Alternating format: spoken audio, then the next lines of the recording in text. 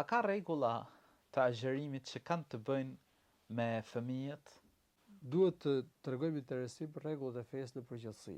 Ti mësoj fëmijët, prindërit i mësojnë në shtëpi, do të kemi kulturën e leximit të librave në shtëpi, të ndjekjes së mësimeve në shtëpi, thirrjes së hoxhallarëve dhe dietarëve në shtëpi, sahabët thirrnin profetin në shtëpitë e tyre.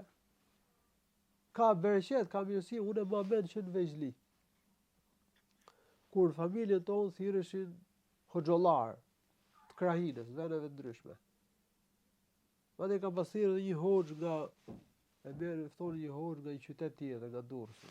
Lindën në familjen tonë. Ka pas ndikim. Që duhet, përpjekja duhet të mësojmë fëmijëve fen, të çojmë në xhami, ku mësojnë rregullat e fesë. Në lidhje me agjërimin ka rregulla të veçantë për agjërimin. Po përmendu për shembull çështjen e agjërimit të vajzës. Vajza për shembull mund të hyjë në moshë pjekurie, mund të vijë cikli menstrual. Dhe nëse ajo nuk i di rregullat, ajo mund të vazhdojë domethënë agjërimin, ndërkohë që nuk i lejohet gjatë asaj periudhe, gjatë ditëve të ciklit menstrual. Për shembull, ndoshta vajza kur bëhet 13, 14 vjeç, mund të vijë cikli menstrual. Nëse ajo nuk e di këtë rregull, ajo agjëron këto ditë, ndërkohë që nuk i lejohet të agjëronte. Agjërimi këtyre ditëve nuk i quhet. Dhe i vjen zor të thotë prindërve për shembull.